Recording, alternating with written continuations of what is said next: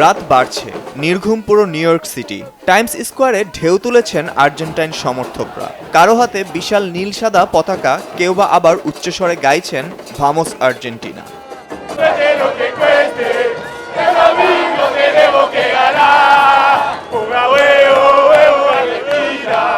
Lionel মেসির ছবি, banner আর কিংবদন্তি মেসি আর ম্যারাডোনার নামে স্লোগানে বাড়াচ্ছে উত্তাপ।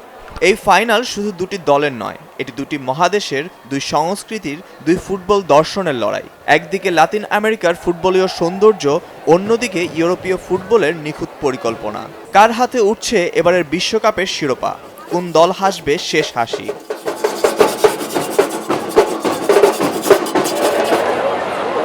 টাইমস স্কোয়ারে গণজোয়ারের একটাই আশা, আরেকবার বিশ্বকাপ জিতিয়ে ইতিহাসের পাতায় নিজের নাম আরও উজ্জ্বল করুক মেসি।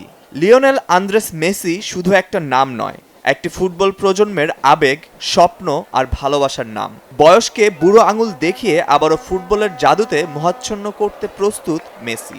এবারের বিশ্বকাপে গোল করেছেন, করিয়েছেন, হাল ধরেছেন দলের কঠিন মুহূর্তে। সেমিফাইনালেও তার নেতৃত্বেই ফাইনালের টিকিট নিশ্চিত করে আর্জেন্টিনা। পরপর দ্বিতীয়বার বিশ্বকাপের শিরোপা জয়ের স্বপ্ন দেখার সুযোগটাও তার বদৌলতে। অনেক বিশ্বকাপ দেখেছি, কিন্তু এই বিশ্বকাপে উপস্থিত থাকা আমার কাছে বিশেষ কিছু। সবকিছু মিলিয়ে মেসির জন্য এটা শেষ বিশ্বকাপ। ঈশ্বর যদি চায় আমরা জিতবো। আমরা এবারে বিশ্বকাপ খুব উপভোগ করছি। সেটাই আশা করছি। আমরা আশা করছি মেসি ভালো খেলবে এবং আমরা বিজয় উদযাপন করব। আমরা খুবই আশাবাদী, এটা একটা অবিশ্বাস্য গল্প হবে।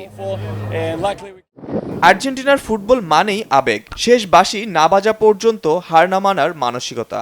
প্রতিটি ট্যাকেল, প্রতিটি দৌড়, প্রতিটি গোল তাদের কাছে যুদ্ধের অংশ। ম্যাচ যত কঠিন হয়, আর্জেন্টিনা যেন ততই উত্তপ্ত হয়ে ওঠে।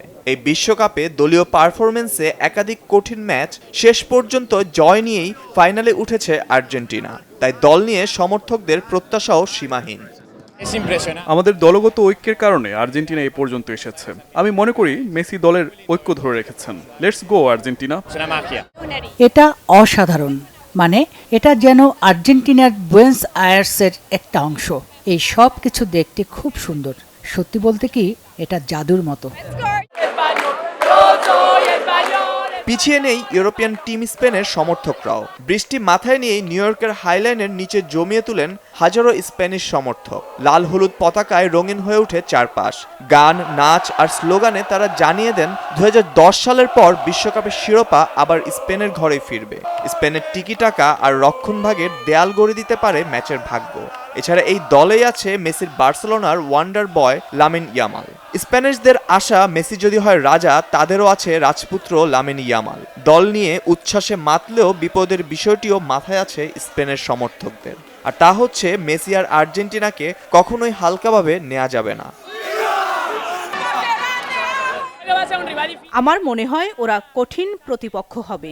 ম্যাচটা আকর্ষণীয় হবে। মনে হচ্ছে খেলার একেবারে শেষ মুহূর্ত পর্যন্ত স্নায়ু চাপে থাকবে, কিন্তু আমরা জিতব। অবশ্যই আমরা জিতব। আমরা ইয়ামালকে নিয়ে আশাবাদী। ব্যাপারটা অনেকটা এরকম, রাজা সিংহাসন ত্যাগ করলেন আর রাজপুত্র সেই সিংহাসনে বসে পড়লেন। বিশ্বকাপ যখন আমেরিকায়, তখন বিতর্ক থাকবে না এমন হয় কি করে? মিলেমিশে নতুন বিতর্কের জন্ম দিয়েছে ফিফা আর আয়োজক আমেরিকা। এবারের চ্যাম্পিয়নদের জন্য বিশেষ চ্যাম্পিয়নশিপ রিং দেবে আয়োজক দেশটি। উত্তর আমেরিকার NFL ও বাস্কেটবল চ্যাম্পিয়নশিপের আমেরিকান ঐতিহ্য এই ring.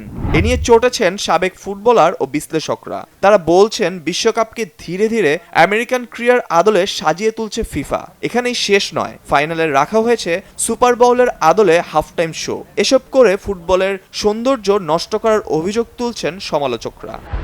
Naim Ahmed, Bangla vision news desk.